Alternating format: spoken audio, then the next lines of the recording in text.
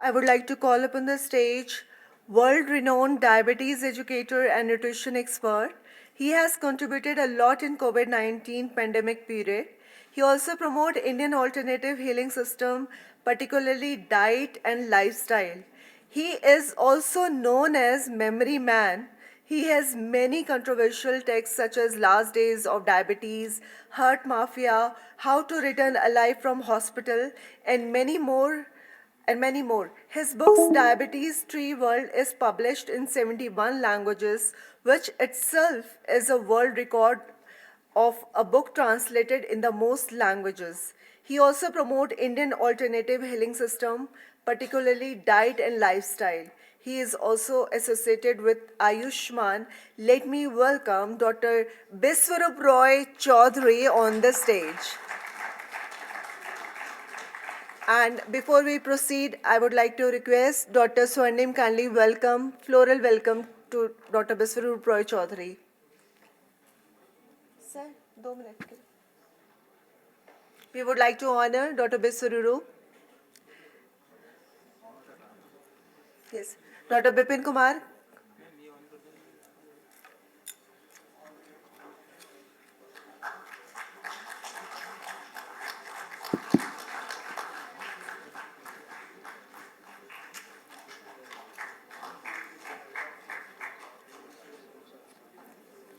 And also with memento and shawl.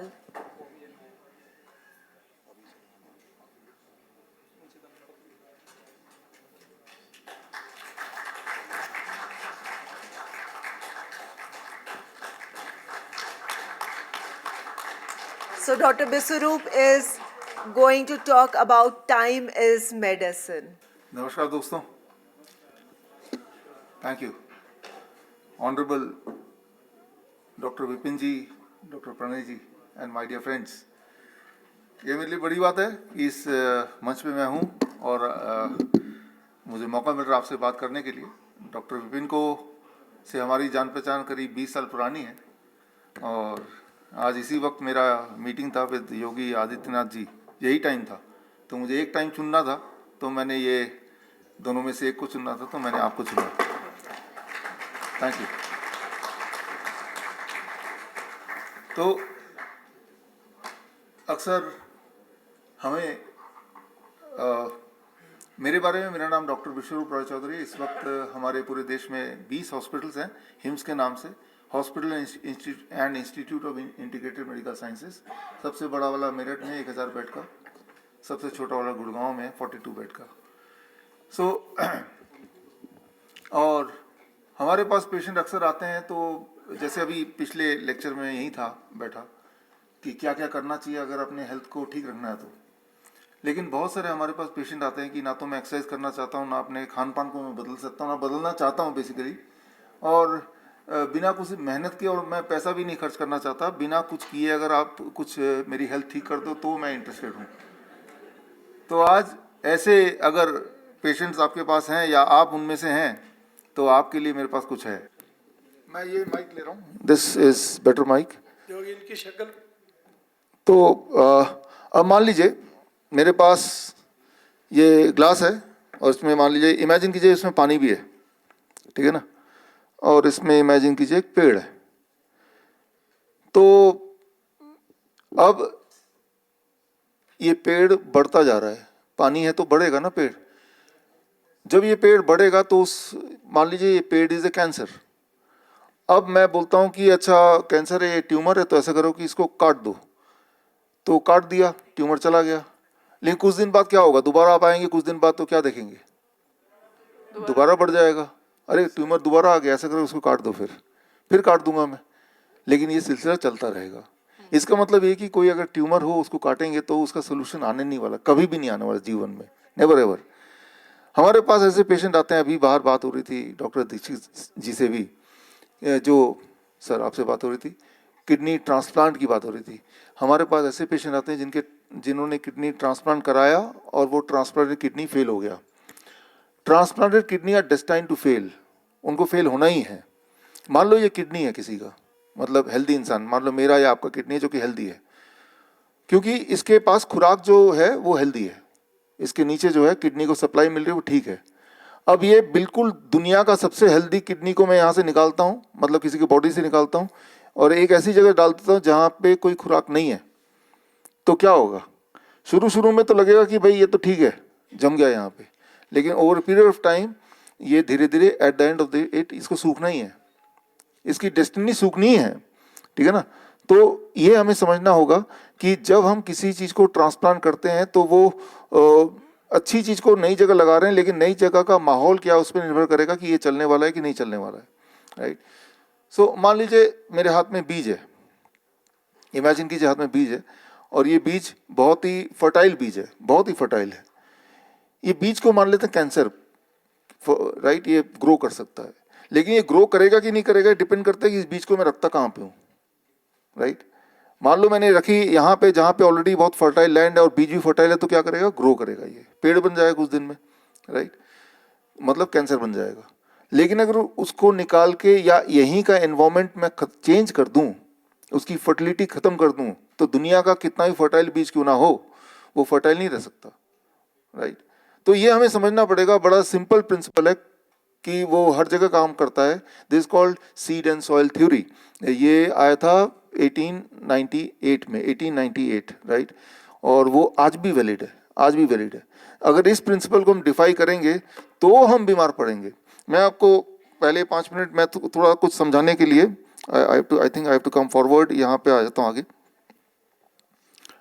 अब मान लीजिए क्या नहीं करना है, इस पे हम, हालांकि ये डिबेटेबल है आप में से बहुत लोगों के लिए, मुझे तो क्लैरिटी है तो मैं अपने हिसाब से समझाता हूँ। What we see in our hospital, हम पहले तो ये है कि हमारे हॉस्पिटल में like any other hospital people come with बहुत मोटा सा एक रिकॉर्ड लेके आते हैं, अपने रिपोर्ट्स लेके आते हैं, बोलते हैं भाई क्या प्रॉब्लम है, तकलीफ क्या है, तो उसका तकलीफ है कोलेस्ट्रॉल बढ़ गया, यूरिक एसिड बढ़ गया, क्रिएटिनिन बढ़ गया, राइट, यही सारी तकलीफ है। लेकिन ये तकलीफ तो रिपोर्ट में है ना, उसको तो क्या थोड़ी ना वो तकलीफ, राइट।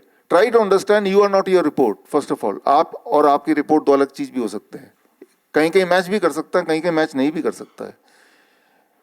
अक्सर it is very common for me to see patient या सो कॉल्ड पेशेंट, और पेशेंट है भी नहीं हमारे हिसाब से, वो आता है बहुत ही डरा हुआ, उसके बाद रिपोर्ट है, अरे किस चीज़ का क्या है, आपको क्या तकलीफ है, कहते हैं मैं cancer 4th stage cancer patient हूँ। देख के तो कहीं से नहीं लग रहा, नहीं सर रिपोर्ट में तो यही बोल रहे हैं, रिपोर्ट तो यही कह रही है। तो कभी आपने सोचा जब 4th स्टेज कैंसर पेशेंट बोलते हैं वो रिपोर्ट में कैसे होता है? वो रिपोर्ट बॉडी तो नहीं बोल रही ना मैं 4th स्टेज का हूँ, वो तो दौड़ के आया था, लेकिन वो रिपोर्ट में है। So what is that report about? मैं जस्ट 2 मिनट लूंगा, then I will come back to वही जो primary cause time as medicine, जो आज का मेरा टॉपिक, उस पर आऊँगा। देखिए एक एग्जाम्पल लेके समझाता हूँ। एक गोल्ड स्टैंडर्ड बोलते हैं, गोल्ड स्टैंडर्ड मतलब ये सबसे उच्च पाते हैं, इससे ज़्यादा बड़ा कुछ नहीं है। फॉर एग्जाम्पल अगर हम कैंसर की बात करें, हालांकि हमारा टॉपिक कैंसर नहीं है, इसको जनरलाइज कर सकते हैं इस एग्जाम्पल को। बायोप्सी, बायोप्सी में अगर आ गया कैंसर है, तो जैसे ही वो सुनता है कि बायोप्सी में कैंसर आ गया, वो उसकी आधी जो प्राण है वही निकल जाते हैं, उसी वक्त खत्म हो जाते हैं, राइट। अगर आप फेक भी किसी को बोलेंगे आपकी बायोप्सी की रिपोर्ट आ गई कैंसर है, अब उसकी प्राण वहीं खत्म हो जाएंगे, ये सबको पता है अच्छी तरह से, राइट। सो ये इमोशन से एक्शन एंड बॉडी कनेक्ट होता है, these are things which you already know. लेकिन वो जो बायोप्सी में जिसने लिखा है कि ये कैंसर लगता है या कैंसर है, वो कितना रिलायबल है? इस पे एक ट्रायल हुआ, इस पे एक स्टडी हुई। स्टडी में क्या किया, 850 पैथोलॉजिस्ट जो इंडिपेंडेंटली अलग जगह बैठे थे, ये यूएस में हुआ, उनको बायोप्सी का स्लाइड बड़ा सिंपल है, आपके बॉडी के जिस पार्ट में शक है कि यहाँ ये ट्यूमरस ग्रोथ या ये ग्रोथ कुछ कैंसर है, वहाँ से एक टुकड़ा लिया, लेके उसका स्लाइड बनाया। वो स्लाइड कुछ ऐसा दिखेगा जो मेरे पास है, रियल स्लाइड का पिक्चर। फिर ये कोई ट्रेंड पैथोलॉजिस्ट है, उसको वो देखेंगे, वो बताएंगे कि ये जो स्लाइड है ये क्या है, ये कैंसर है, नॉर्मल है, एबनॉर्मल है। तो ऐसे स्लाइड बना दिए, और ऐसे स्लाइड बना के इंडिपेंडेंट मैं भी यहाँ डिस्ट्रीब्यूट, मान लीजिए आप सब पैथोलॉजिस्ट हैं और मैंने डिस्ट्रीब्यूट कर दिया, थोड़ा बांटने में कोई हेल्प करे बांटने में, इस तरफ भी। तो ये आप सबको मैं ये डिस्ट्रीब्यूट कर रहा हूँ। तो करीब इस तरह से पीछे भी थोड़े दे दें और वो आगे भी दे देंगे पीछे अपने। तो ये स्लाइड आ गया, किसी भी एक पेशेंट का स्लाइड, रियल स्लाइड आपकी आंखों के सामने। इमेजिन कीजिए पैथोलॉजिस्ट हैं और उनको पूछा गया कि भाई देख के बताओ कि ये कैंसर है ये नॉर्मल है, एबनॉर्मल है। इसमें the result was 33%। 33% of the pathologist said कि ये तो नॉर्मल सेल है। 48% पैथोलॉजिस्ट ने बोला ये तो एबनॉर्मल सेल है। बाकी जो 19% उन्होंने बोला ये कैंसर है। सिर्फ 19% ने बोला कैंसर है। आप कैंसर पेशेंट है या नहीं है, ये निर्भर करता है कि आपका जो स्लाइड है वो किस पैथोलॉजिस्ट के हाथ में गया है। तो मैं ये बोलना चाह रहा हूं कि अगर कैंसर पेशेंट है तो वो भगवान का लिखा हुआ कोई वाणी नहीं है। If you want to change, you show it to another pathologist, right? तो वो चेंज हो जाएगा। इसका जो साइंस है वो बहुत ही सिंपल। एक बात याद रखिए कंक्लूसिवली, और मैं बात कर रहा हूँ गोल्ड स्टैंडर्ड की, बायोप्सी की बात कर रहा हूँ, जो कि गोल्ड, इसके ऊपर कोई और टेस्ट नहीं होता। इसने बता दिया तो और ये है ही है। लेकिन ये कितना लेवल इस पे बात कर रहा हूँ। और अगर मान लो कैंसर है ही, ऐसा देखा गया है, अगर मैं ये बोलूँ शब्द कि हम सबके बॉडी में कैंसर सेल होते हैं तो हम सब मानेंगे ही, हमें पता ही एक्चुअली, राइट? तो इसका मतलब है कि हम में से कोई किसी का भी बायोप्सी कर ले, देयर आर चांसेस कि हम में भी बोलेंगे यूर कैंसर पॉजिटिव, राइट? या बायोप्सी में आपको कैंसर निकला है, बोलेंगे ही। कितना % चांस है इसको बोलेंगे, इसको के ऊपर भी अध्ययन किया गया, और उसमें ये चांस है कि जो लोग 40 साल से ऊपर हैं, including me and you, most of us, right, अगर हमारे थायराइड का बायोप्सी किया जाए तो 70% को बोलेंगे ये कैंसर सेल है, राइट? और अगर थायराइड का, sorry, it is 100%, not 70%, 100%, 100%। Prostate का 70% एंड फॉर वुमेन ब्रेस्ट का अबाउट 40%, राइट? तो that is those who are above 40 years of age. ये सारे जो मैं आंकड़े दे रहा हूँ या आगे जो बताऊंगा, ये आपको रिटर्न में देके जाऊंगा, so that you can verify, you can confirm what ever I am saying. इसके एविडेंसेस, इसके रेफरेंसेस मैं आपको देके जाऊंगा, राइट? तो मैं सिर्फ इतना बोलना चाह रहा हूँ कि जो रिपोर्ट में आती है उस पे शक करने की जरूरत है, उस पर रिलाई करने की आवश्यकता नहीं है, क्योंकि वो एक तुक्का ही है। That's what we have been observing in our hospital. For example, बात शुरू हुई थी पेट स्कैन से। पेट स्कैन में रिपोर्ट में आता है कहीं कहीं चमकीला दिखते हैं, जितनी जगह दिखेगा उतने number of cancer. 3rd stage अगर 3 जगह दिखा, 4th स्टेज अगर 4 जगह दिखा। वो चमक कैसे बनती है?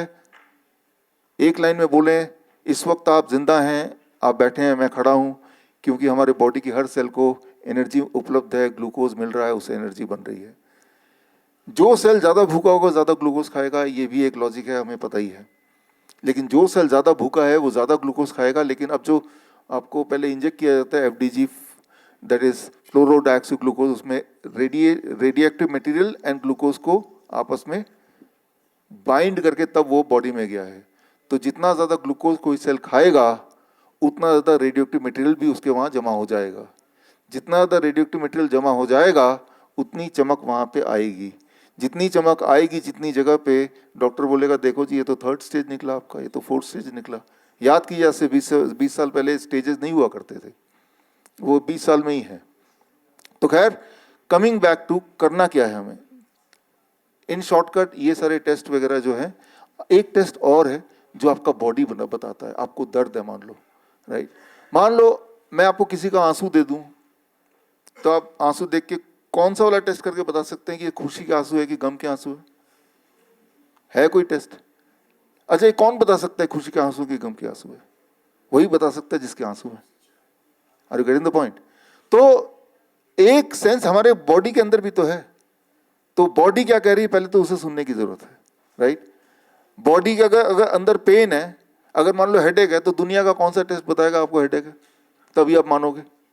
आपकी बॉडी बता रही है। आपको नींद नहीं आ रही तो कौन बता रहा है आपको? आप खुद बता रहे हैं ना। तो आपकी बॉडी में अगर कोई तकलीफ है जिसकी वजह से आपका नॉर्मल लाइफ जो है वो दिक्कत में आ रही है, तो ही आप पेशेंट हैं, और फिर उस तकलीफ के लिए ही पेशेंट, दैट्स ऑल। लेकिन अगर आप डायग्नोस्टिक के पीछे पड़ गए तो डायग्नोस्टिक आपको पेशेंट बना के छोड़ेगा। कैसे? Very simple.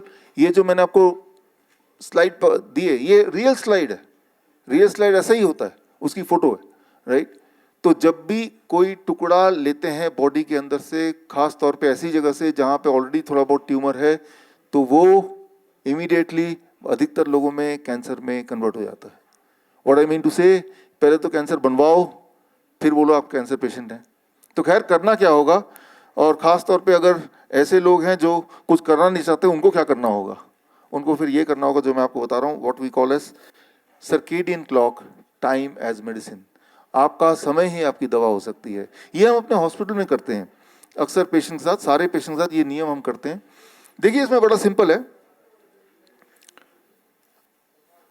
रात के 12 बजे, इसको बंद कर देना, रात के 12 बजे हैं, सुबह 6 बजे, 8 बजे, और रात के 8 बजे और 12 बजे, है ना। ये आपका ये रात के 12 बजे से अगले दिन रात के 12 बजे, 24 घंटे का साइकिल है। इसमें मान लो फूड, आप सुबह 6 बजे नाश्ता करते हैं, और उसके बाद आप करीब 2 बजे आप लंच करते हैं, और उसके बाद आप करीब 8 बजे डिनर करते हैं। बीच में कुछ ना कुछ खाते रहते हैं, राइट। तो ये है हमारी एक नॉर्मल रूटीन लाइफस्टाइल। अब इसमें इंटरेस्टिंग बात है एक, वो इंटरेस्टिंग बात ये कि ये जो टाइमिंग आपने तय किया है, राइट, इसमें हमारे बॉडी क्लॉक का एक इंपॉर्टेंट रोल है। पहले तो बॉडी क्लॉक क्या है उसको एक लाइन में समझा दूं। What is circadian clock? जिस तरह से हर दिन के बाद रात आएगा ही आएगा, हर रात के बाद दिन आएगा ही आएगा, इसमें कोई शक नहीं है। अर्थ के 24 घंटे के एक्सिस में घूमता है, उससे दिन और रात बनता है, हमें पता ही है। इस वक्त आप यहाँ बैठे हैं तो आप एक जियोमैग्नेटिक फील्ड है अर्थ का जिससे आप कनेक्टेड हैं, जो ग्रेविटी के माध्यम से you are connected with that. जैसे मान लो मैं यहाँ पे खड़ा हूँ, तो एक तो ब्लड का प्रेशर है, राइट, जो ब्लड को, हार्ट का प्रेशर जो ब्लड को ऊपर लेके खींच रहा है, एक ग्रेविटी का प्रेशर है जो ब्लड को नीचे खींच रहा है। लॉ ऑफ ग्रेविटी है जो ब्लड को नीचे खींच रहा है। लेकिन ब्लड पूरी तरह नीचे क्यों नहीं आ पा रहा? क्योंकि हार्ट भी है जो ब्लड को नीचे नहीं आने देगा, राइट। लेकिन अगर मैं ज़्यादा देर तक स्टिल खड़ा रहूँगा, ऐसे के ऐसे खड़ा रहूँगा बिना हिले, तो हार्ट हारने लगेगी, ग्रेविटी जीतने लगेगी। जब ग्रेविटी जीतने लगेगी तो ब्लड आपका नीचे जाने लगेगा, मतलब पूल अप हो जाएगा, इकट्ठा होने लगेगा। जब नीचे आएगा तो ऊपर ब्लड कम है दिमाग में यहाँ पे, तो आप गिर जाएंगे। बचपन में आपने देखा होगा जो असेंबली में, जो स्कूल असेंबली में अक्सर बच्चे, उनमें से आप खुद भी हो सकते हैं, जो एकदम गिर जाते थे। फिर हम बोलते थे धूप की वजह से गिर गए, या कोई भी और वजह से, या वीकनेस की वजह से। फिर हवा पानी करने, पानी के छींटे डालने के कुछ देर बाद वो ठीक होश में आ जाता था, राइट। जैसे ही आप गिरे तो आपका हार्ट और बॉडी के सारे पार्ट एक ही लेवल पे हैं, तो सर्कुलेशन दोबारा से ठीक हो जाता है, उससे दोबारा होश आ जाएगा। उस 15-20 मिनट के दौरान आप पानी के छींटे मारें या कोई मंत्र पढ़ दें या फूल बिखेर दें, वो टाइम के साथ वो ठीक होना ही है। तो मैं ये बोलना चाह रहा हूँ इसमें कि आप और मैं इस वक्त कनेक्टेड हैं जियोमैग्नेटिक फील्ड के साथ, अर्थ के साथ, और अर्थ के एक्सिस के साथ, जो कि 24 घंटे में एक साइकिल लेता है, राइट। अर्थ का जो साइकिल है वो कभी गड़बड़ नहीं होगा, वो 24 घंटे में दिन के बाद रात आना ही है। तो तब उससे मैच होगा आपके बॉडी का साइकिल। एक बात याद रखिए, जो लाइटें आप देख रहे हैं, आज से 150 साल पहले ये सब थी नहीं, इन्वेंशन तो था ही नहीं लाइट का। तो तब क्या हुआ करता था? तब आग थी, आग कितनी देर कोई जलाएगा? तो आग का उपयोग होता था, थोड़ी बहुत लाइट थी, लेकिन नॉट 100% कंट्रोल। आज चाहे तो रात को भी हम दिन में कन्वर्ट कर सकते हैं, राइट। लेकिन ये 150 साल पुराना इतिहास है। 150 साल पहले इलेक्ट्रिसिटी का इन्वेंशन नहीं था, तो ये सब नहीं था। तो इसका मतलब तब शाम के 6 बजे के बाद जब सूरज डूब जाता था, तब हमें एक्चुअली अंधेरा ही दिखता था। मून लाइट जितना दिख गया उतना ही दिखता था, राइट। 150 साल पहले तक हम लोगों के लिए रात रात था, दिन दिन था। When we say light, that means दिन। लेकिन इस 150 साल में रात का मतलब दिन का डेफिनेशन अब चेंज हो गया। It is totally in our control, right. ये अर्थ के एक्सिस के कंट्रोल में नहीं है। हमारी बॉडी ने पिछले लाखों साल में वो सीखा हुआ है, दिन का मतलब क्या, रात का मतलब क्या है, उससे अभी अडेप्ट नहीं हुए इस 150 साल में। एक तरफ लाखों साल का इतिहास, एक तरफ से 150 साल, राइट। तो 150 साल में हमने जो, और इस 150 साल को छोड़िए, पिछले 3 साल में, 4 साल में जब जूम और ऑनलाइन ये आया, तो अब दिन और रात का मतलब और ज़्यादा चेंज हो गया है। तो बीमारियां क्यों बढ़ रही हैं? क्योंकि हमारा जो बायोलॉजिकल क्लॉक है वो 2 लाख साल पहले वाला है, और हमारा जो एक्चुअल रियलिटी में हम जो कर रहे हैं, it is different from that, right. इसको थोड़ा हम समझने की कोशिश करते हैं इस मॉडल के माध्यम से। मॉडल बड़ा सिंपल है। इसको सिंप्लीफाई करने के लिए मैं एक रॉ एग्जांपल ले रहा हूँ। हमारे बॉडी के हर ऑर्गन का एक बायोलॉजिकल क्लॉक है, जिसे बोलते हैं सर्केडियन क्लॉक। ये 2017 का नोबेल प्राइज विनिंग साइंस है, डिटेल के लिए, और डिटेल के लिए रेफरेंस मैं दूंगा जाने से पहले। तो उसमें अगर हम एक ऑर्गन को ले लेते हैं, बहुत टाइम है नहीं तो एक ही ऑर्गन ले पाऊंगा, पेनक्रियास। बहुत ही क्रूड वे में अगर बोलें, पेनक्रियास सुबह 8 बजे सो के उठती है, रात को 8 बजे सोने चली जाती है। सुबह 8 बजे सो के उठती है, रात को 8 बजे सोने चली जाती है। मान लो आप में से कोई भी जो डायबिटीज़ की दवाई ले रहे हैं या बीपी की दवाई ले रहे हैं, राइट, तो आप ऑलरेडी आपको पता है कितना ब्लड शुगर रहता है, कितना ब्लड प्रेशर रहता है। नॉर्मल रूटीन जो सबका होता है, मान लो 7 बजे आप ब्रेकफास्ट करते हैं एक ऐसे टाइम पे जब पेनक्रियास अभी सो ही रही थी, और आपका जो डिनर होता है मान लो 9 बजे या 8 बजे, एक ऐसे टाइम पे जब पेनक्रियास सोने लग रही होती हैं या सो चुकी होती हैं, है ना, राइट। तो एक ऐसे टाइम पे जब पेनक्रियास के सोने के टाइम के में इंटरफेयर करता है। जब कोई डायबिटीज़ पेशेंट मेरे पास आता है जो इंसुलिन पे है या दवाइयों पे है, और वो उनमें से है जो कि अपने खाने के चॉइसेस को या क्वांटिटी ऑफ फूड में कॉम्प्रोमाइज़ नहीं करना चाहता। मैं तो खाने के लिए ज़िंदा हूँ, अगर खाने में आप रिस्ट्रिक्ट कर देंगे मेरे ज़िंदा रहने का फ़ायदा ही क्या है। इस तरह के इमोशनल उनके पास बहुत सारे हथियार होते हैं। ऐसे पेशेंट को सिर्फ जब मैं एक बदलाव करता हूँ, वो ये बदलाव कि मैंने उसका जो फूड है 8 बजे के बाद 9 बजे के आसपास रख दिया ब्रेकफास्ट, उसका डिनर को मैंने यहाँ 8 बजे से पहले 6 बजे रख दिया। तो मैंने खाने की क्वांटिटी नहीं घटाई, मैंने खाने क्या खाना चाह रहे उस पर कोई कंट्रोल नहीं किया। जो आप खाते हो वही खाओ, जितना खाते हो उतना ही खाओ, सिर्फ 9 बजे से लेके 6 बजे। जैसे ही मैंने टाइम को स्क्वीज किया, एक ही बदलाव, पेट भर के खा लो या डबल खा लो, जितना भी खाते हैं उससे भी। The moment I did that, जैसे ही हम करते हैं तो हम देखते हैं कि विद इन 24 आवर्स का ब्लड शुगर एकदम नीचे आने लगता है। मतलब दवाई we need to taper, right. सिर्फ एक उसका ब्लड प्रेशर कंट्रोल में आने लगता है, और उसकी जो सबसे इंपॉर्टेंट बात, पेन जहाँ जहाँ हो रहा है उसकी में उसको कंट्रोल में आने लगता है, उसकी नींद जो है उसमें उनको फायदा होने लगता है। Only one change, that is time as medicine. यहाँ पे एक इंटरेस्टिंग चेंज हम करते हैं, जो हम पेशेंट को या लोगों को बोलते हैं, आपको भी बोल रहे हैं। फूड देखिए, FOOD, this is the total amount of food. मान लीजिए जो आप पूरे दिन में खाते हैं, वो 2 किलो हो सकता है, 4 किलो हो सकता है, वो कोई भी सामान हो सकता है, रोटी सब्जी दाल चावल या fruit vegetable what ever, and total it is FOOD। दिख रहा है पीछे से, FOOD। अब इसमें इन ट्रिक यह है कि FO यानी कि आधा खाना, FOD का FO हम बोलते हैं सुबह ही खा लो, पेट भर के इतना खाओ कि जितना पूरे दिन में और खा रहे हैं, 50% यहाँ पे, राइट। सुबह आपका पेनक्रियास ताजा उठा है तो उसके पास पूरी ताकत है, और तब अगर उल्टा सीधा भी खाना है तो this is the best time to have उल्टा सीधा। वो फिर भी ब्लड शुगर नहीं बढ़ाएगा। एक दिन एक्सपेरिमेंट कीजिए आप, सिर्फ हम तो करते ही रहते हैं, इसको उठाया उल्टा कर दिया, सुबह का खाना सबसे कम, लंच का वैसे का वैसा, डिनर का डबल, आपका अगले दिन का ब्लड शुगर बढ़ा हुआ आएगा, राइट। डिनर एक ऐसे टाइम पे आप कर रहे हैं जब pancreas is almost going to sleep, तब उसको सबसे मेहनत वाला काम दे रहे हैं, right. So and then you will see the next day the blood sugar will be higher. हमने क्वांटिटी नहीं छेड़ी, काइंड ऑफ फूड नहीं छेड़ा, हमने सिर्फ टाइमिंग छेड़ दिया। अच्छा, एक और काम करते हैं, हम इसको हटा देते हैं। हम में से बहुत लोगों की आदत है कि ब्रेकफास्ट छूट जाता है, छोड़ देते हैं, सीधे लंच करते हैं, राइट। तो हम कई बार पेशेंट बोलते हैं मैं तो पहले ही कितना कम खाता हूँ, तो मेरा ब्लड शुगर क्यों बढ़ता है? क्योंकि आप पहले ही बहुत कम खाते हैं, गलत टाइम पे। एक टाइम है, गलत टाइम पे खाने से भी दिक्कत है, और एक सही टाइम पे नहीं खाने से भी दिक्कत है।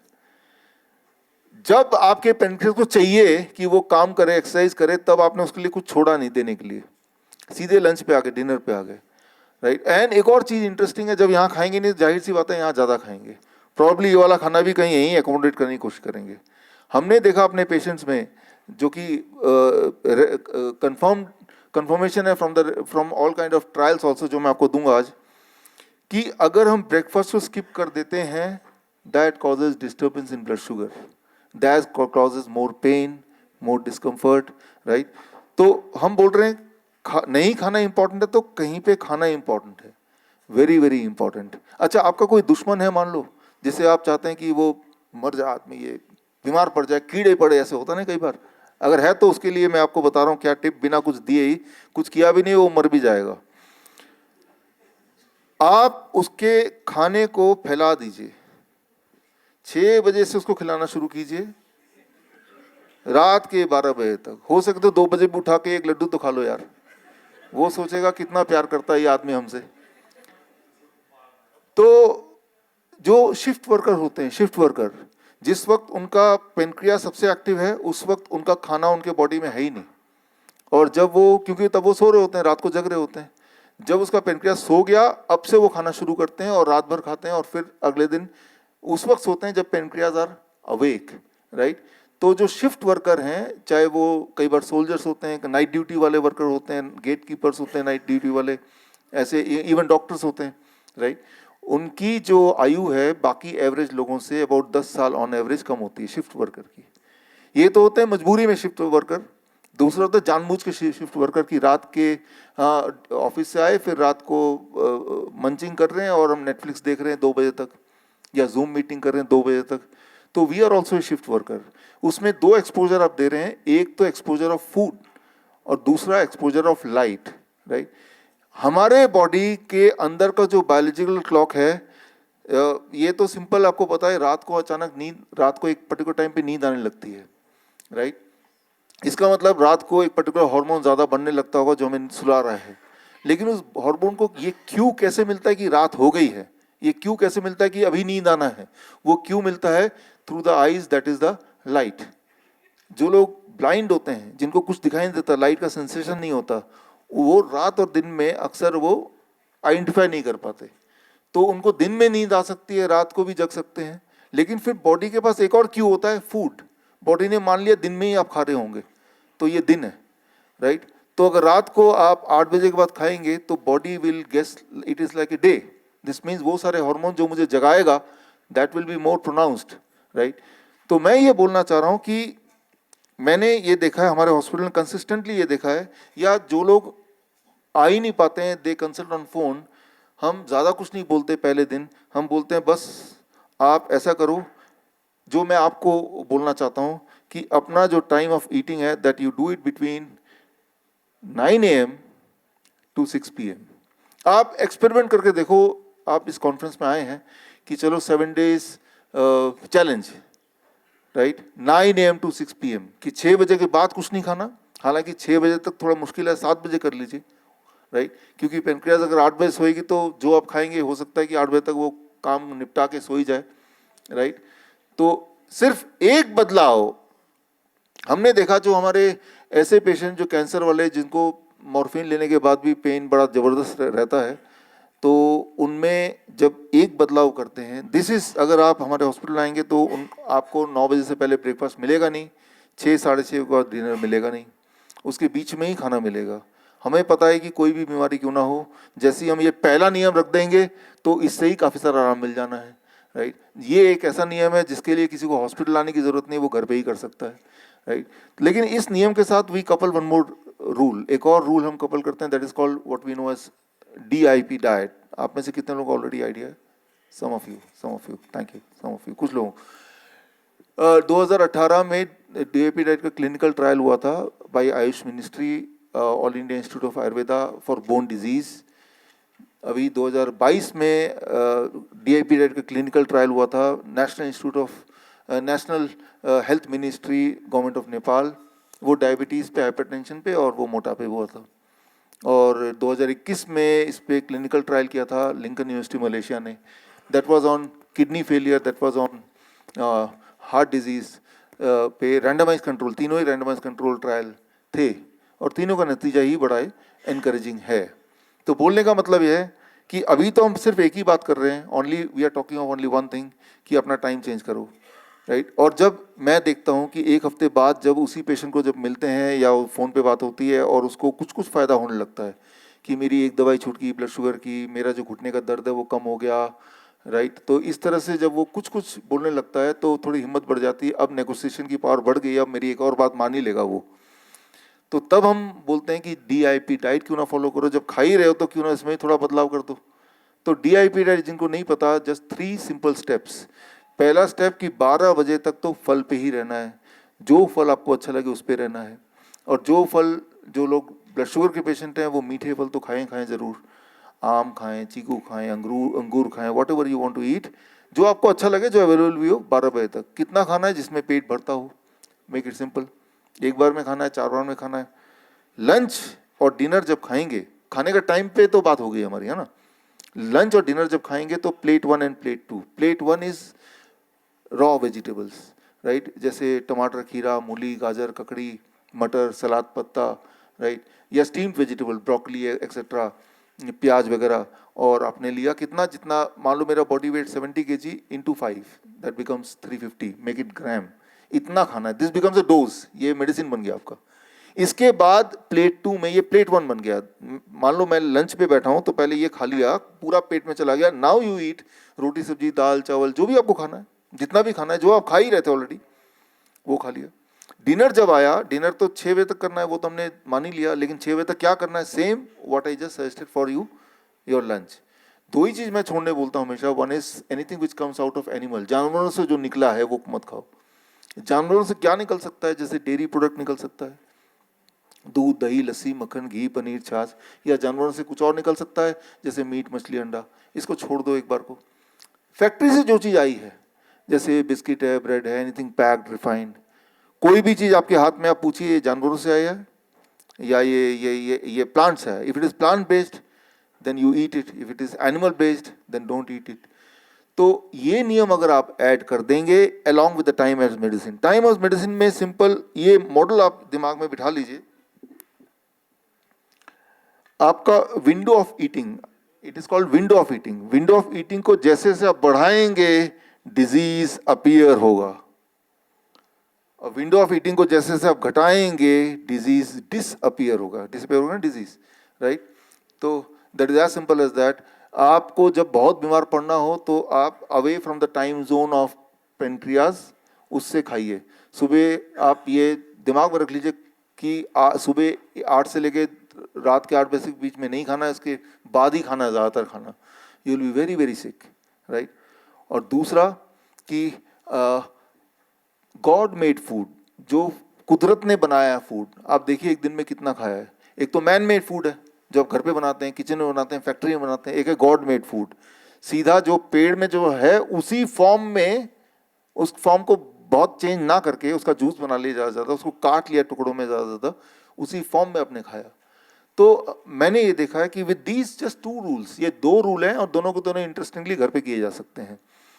ये 2 रूल जब हम लगा देते हैं किसी पेशेंट पे तो वो रिकवर होने लगता है, उसकी दवाइयाँ छूटने लगती, छोड़नी पड़ती हैं क्योंकि बीपी कम होगा तो बीपी की दवाई छोड़ेंगे, शुगर कम होगा तो उसकी दवाई छोड़ेंगे, उसकी इंसुलिन को टेपर डाउन करना पड़ेगा, राइट। तो when you combine these two you will C most of the, जैसे मान लो किसी के घुटने में दर्द है, राइट, इन्फ्लेमेशन है, दर्द है, पेन है, जॉइंट पेन है, तो उसमें हम देखते हैं कि क्लियरली फायदा दिखता है, but you have to give about 1 week to it, right. We start slow, right, क्योंकि पहले दिन में बहुत ज़्यादा नेगोशिएशन करेंगे तो पेशेंट है, पेशेंट नाम क्यों है, क्योंकि वो इम्पेशेंट है, राइट। इसलिए पहले दिन step 1 only time as medicine, step 2 उसको कुछ फ़ायदा मिल गया, food as medicine, right. So this means now you have 2 medicine with you. And अब क्या है कि हम बात कर रहे थे कि इसके बुक्स कहाँ है, नीचे है क्या? हम बात कर रहे थे कि ये जो भी मैंने बताया इसके एविडेंसेस, इसके सबूत भी छोड़ दो, इसके सबूत भी आपको मैं देके जाऊंगा। तो सबूत के तौर पे ये किताब है, और डॉक्टर विपिन प्लीज आए, प्रणय सर एक बार बुक का एक छोटा सा एक फोटोग्राफी हो जाएगी सर, आपको भी आना sir, Dixit ji, doctor Namita please come, आ जाओ।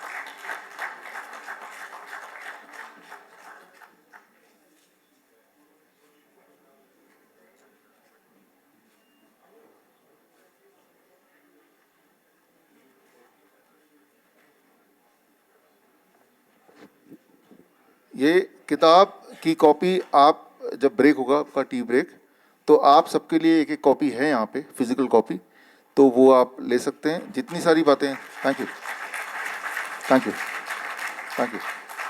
तो जितने आप लोग हैं उतने हैं कॉपीज़। तो इसमें जितनी सारी बातें मैंने आज बताई हैं उन सब का सबूत, उन सब के एविडेंसेस, चाहे वो कैंसर कॉन्टेक्स्ट में हो, चाहे टाइम एज मेडिसिन कॉन्टेक्स्ट में हो, चाहे वो फूड एज मेडिसिन के कॉन्टेक्स्ट में, वो सारा कुछ है। अब यहाँ पे आखिरी 2 मिनट मेरा, जो कि सबसे ज़्यादा महत्वपूर्ण है। हम में से हमारे पास ऐसे थोड़े से पेशेंट आते हैं जो पेशेंट्स इन सब के बावजूद भी उनका पेन, उनका दुख हम कम नहीं कर पाते, या उतना कम नहीं कर पाते। जैसे डायलिसिस के पेशेंट हैं, जो किडनी फेलियर पेशेंट हैं, जिनकी किडनी फेल हो चुकी है, जिनको डायलिसिस पे जाना पड़ता है हफ्ते में 2 बार 3 बार। तो या जो कैंसर के ऐसे पेशेंट हैं जिनका दर्द कम नहीं हो रहा, और इन सब के बावजूद भी जो मैंने बताया। तो तीसरा जो हथियार है हमारा, वो है gravity as medicine, gravity as medicine. And चौथा हथियार है हीट एज मेडिसिन। आपकी ग्रेविटी भी जो है वो एक दवाई की तरह काम करती है। ग्रेविटी कैसे दवाई की तरह काम करती है, एक छोटा सा उदाहरण देके मैं आपको समझाना चाहता हूँ। आप लोग बैठे हैं तो समझ आ जाएगा। अभी जैसे बैठे हैं आप, अभी अगर पीछे की तरफ ऐसे इंक्लाइन होकर बैठेंगे, अभी करके देख सकते हैं, तो आपकी सांसें यहीं रुक जाएंगी। Try it like that. आपने देखा भी होगा वो जो जिसे हम कोरोना काल बोलते हैं, तब गाड़ी में लोग जा रहे हैं और पीछे पेशेंट लेटा हुआ है और उसको सांस नहीं आ रही है, right, trying to gasping for the breath. लेकिन जाहिर सी बात है, ऐसे कोई भी लेटेगा तो सांस नहीं आएगी ऐसा तो, और ऊपर से डर जाएगा तो बिल्कुल भी सांस नहीं आएगी। और अब आप एक पल के लिए थोड़ा आगे झुकिए। अब देखिए, can you see the feel the difference कि आपकी ब्रीदिंग कितनी इफेक्टिवली आ रही है, या आपको लग रहा है लंग बड़ा हो गया। लंग बड़ा हो जाता है बिकॉज जब आप नीचे की तरफ झुकते हैं तो ये लंग कैपेसिटी इज 20% मोर। तो ये हमारा एक रूटीन का काम है जो हम अपने कोविड सेंटर हुआ करता था हमारा, जिसे हम फ्लू सेंटर बोलते थे, वहाँ इस तरह के जो पेशेंट हैं, जैसे हम पॉस्चर चेंज करते थे उनका SpO2 इमीडिएटली बढ़ता था। विद इन 15-20 मिनट्स वी सी कि बढ़ गया, ठीक हो गया। मैं एक उदाहरण दे रहा था कि ग्रेविटी का रोल होता है आपके उस ग्रेविटी के एडजस्टमेंट से बीमारियां या डिस्कम्फर्ट को हम ठीक कर सकते हैं। तो यहाँ पे what we call as hot water immersion, इसको ऊपर रखना है, इसको कि ऐसे पेशेंट जिनको हम लाभ अदरवाइज नहीं दे पा रहे हैं, तो ऐसे पेशेंट्स को, इसको नीचे कर दो, लाभ देने के लिए ये हम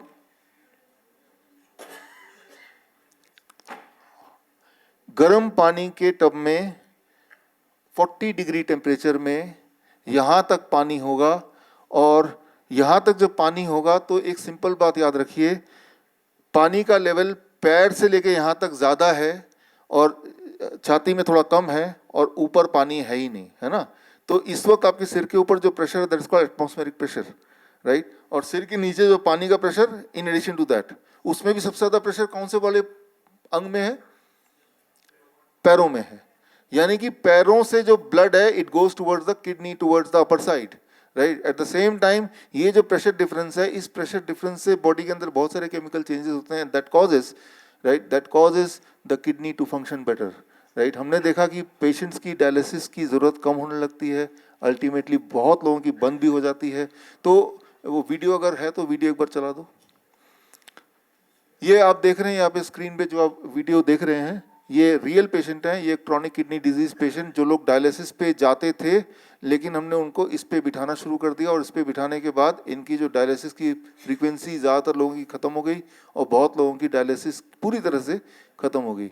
लेकिन ये जब पानी में बैठे हैं, ये हमारा ये चंडीगढ़ वाला हॉस्पिटल का आप सीन देख रहे हैं और 40 डिग्री टेम्परेचर है, 2 घंटे तक बैठना है। ये ट्रू किडनी पेशेंट्स जो पहले से किडनी जो डायलिसिस पे जाया करते थे, तो हमने कहा कि डायलिसिस मत जाओ, घर पे ही ये करो जो आप राइट यहाँ पे देख रहे हैं।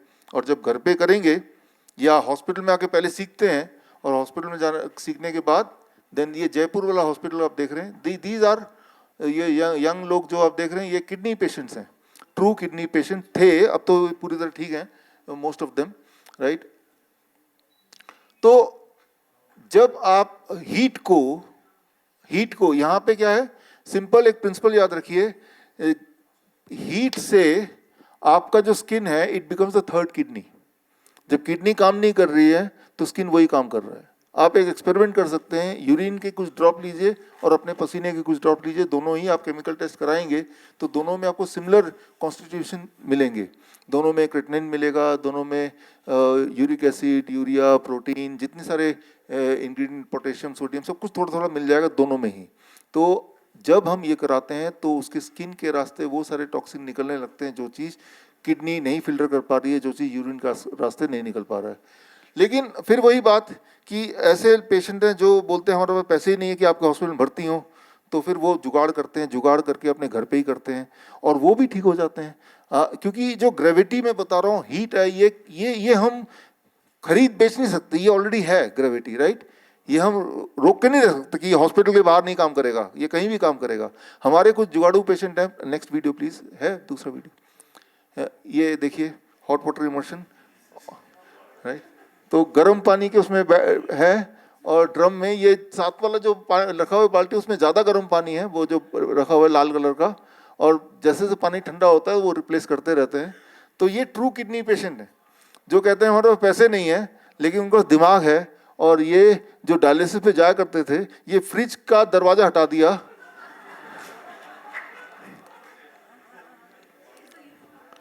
एंड आइडिया ये है कि तब भी उतना ही काम कर रहा है जितना हमारा हॉस्पिटल में काम करता है। ये जो आप देख रहे हैं अपने टॉयलेट में ही, बाथरूम में ही एक दीवार लगा दी इन्होंने, ऊपर गीजर था ही और पानी के टैप से वो गर्म पानी को मैनेज करते हैं, उसके टेम्परेचर को। ये इंजीनियर साहब हैं अमरावती के, इन्होंने तो अपने इंजीनियरिंग से एक पोर्टेबल बना दिया कि ये पोर्टेबल कहीं भी ले जाओ, इवन गार्डन में रख दो और तब भी आप ये कर सकते हैं, राइट। और टेम्परेचर कंट्रोलर भी है कि एक पानी 40 डिग्री के बाद वहीं रुक जाए। इन्होंने अपने बाथरूम में एक टीवी भी लगा दिया, 2 घंटे बैठना है तो कोई दिक्कत नहीं होनी चाहिए, पूरा एंटरटेनमेंट होना चाहिए। इनके घर में जगह नहीं थी तो इन्होंने घर के बाहर ही सीमेंट लगा के, ये जो पैनल देख रहे हैं ये पैनल हमसे खरीदा, बाकी सारी चीज़ें उन्होंने घर पे ही जुगाड़ से बना लिया। सिंटेक्स का जो टैंक है उस टैंक को काट दिया और काटने के बाद यही बन गया हॉट वाटर इमर्शन, राइट। सो ये इन्होंने अमेजन से खरीद लिया और फिर ये पानी गर्म का जो जुगाड़ है उन्होंने अपने घर पे ही किसी न किसी रूप में इन्होंने कर लिया। तो अगर आप ठीक होना चाहते हैं तो ज़रूरी नहीं कि पैसे हों तो ही ठीक हो पाएंगे, रादर अगर पैसे होते हैं तो मैं देखता हूँ कि लोग थोड़े भटक जाते हैं, फिर सोचते हैं बड़े बड़े बिल्डिंग से ही ठीक हो सकते हैं। इनके पास बिल्डिंग नहीं है लेकिन ये सब ठीक है, right. They had been a dialysis patient but now most of them, इन्होंने एक चेयर भी लगा दी अपनी वाइफ के लिए ताकि बैठते हुए उनको थोड़ा कंफर्टेबल रहे। ये भी सिंटेक्स का टैंक टाइप ही लग रहा है, राइट। एक्सप्लेन भी कर रहे हैं, बाकी किसी को अगर समझना हो तो ये इन्होंने अपना वॉलंटियर भी किया। इन्होंने कुछ पैसे भी कम थे इनके पास शायद, तो इन्होंने गड्ढा खोद लिया, उसी में पॉलिथीन लगा के एंड पूरी तरह से इनका भी काम चल रहा है और बड़ा अच्छा काम चल रहा है। तो बोलने का मतलब ये है कि अगर ध्यान से देखें तो भगवान ने जिनको भी हम सबको पैदा किया तो सबको इक्वल अपॉर्चुनिटी दिया है हेल्दी रहने का, सिर्फ वो तरीका क्या है वो थोड़ा समझना पड़ेगा आपको, right. Thank you, thank you, thank you. ये देखिए बच्चा है, अजमेर का बच्चा है, राइट। तो इनके पिताजी ने इनके लिए वो कारपेंटर का काम करते हैं, तो ये बना दिया जो हफ्ते में 2 डायलिसिस पे था बच्चा, राइट। अब डायलिसिस की ज़रूरत नहीं है, राइट। और इस तरह से अगर अगर आपके मन में ख्वाहिश है कि हम ठीक हो सकते हैं तो तरीके तो निकल ही आते हैं। ये आपने मौका दिया डॉक्टर विपिन, और आगे भी देते रहेंगे, मैं ऐसा मानता हूँ। ऑल द बेस्ट, जय Hind. Thank you, thank you, thank you, thank you. Thank you so इसमें much. जो लोग ये जो मैं पिछले अगले लास्ट 5 मिनट में इसका बताया, तो इससे जुड़ी एक और किताब है एंड ऑफ ट्रांसप्लांट। तो जिनको लगता है कि वो ज़्यादा कि आपके लिए ज़रूरी है, आप किसी न किसी रिश्तेदार को समझते होंगे, किसी दोस्त को, तो वो किताब भी है। दोनों में से एक किताब आप चूज कर सकते हैं। Thank you. डाउट है आपको? So we have time for doubt. It's okay. चलो एक डाउट ले जैसा सकते। कि अभी आपने बोला कि मॉर्निंग का खाना हमें खा लेना चाहिए जल्दी, जैसे आपने दोपहर का बताया था, उसके बाद आपने नाइट का बताया। तो जैसे ही कोई भी स्टूडेंट होता है 6 या 7 बजे यदि मैं अपनी डाइट ले लेता हूँ नाइट की, तो 11-12 बजे तक जगने तक वो दोबारा भूख होती है। तो उस समय क्या खाना चाहिए? ये देखिए, इसमें पहली बात तो 11-12 बजे तक ना जगिए। सर आप सुबह जल्दी उठिए। हाँ, आप जब सूरज उगता है ना तब उठिए। जब सन राइज होता है, दैट इज अबाउट 4 AM, तब उठिए आप, और तब आप पढ़ाई कीजिए। वो पढ़ाई ज़्यादा दिमाग में जाएगा, और आप सोच के होंगे 9 o'clock तक आप सो जाइए, सुबह उठिए। आप जैसे जो आपकी उम्र लग रही है मुझे, तो कम से कम 10 आवर्स, 9 आवर्स to 10 आवर्स की नींद आपको ज़रूरी है। 9 घंटे तो ज़रूरी है। मान लो आप नहीं सोना चाहते 9 घंटे, तो दिस मीन्स कि आपकी बॉडी की जो डेवलपमेंट होती है, याद रखिए, वो तभी होती है जब आप सो रहे होते हैं, राइट। तो अगर आप चाहते हैं कि आपकी बॉडी डेवलप हो, लंबे चौड़े हो, ताकत आए, अगर आपके लिए वो इम्पोर्टेंट है, तो 9 से 10 घंटे आपको सोने होंगे।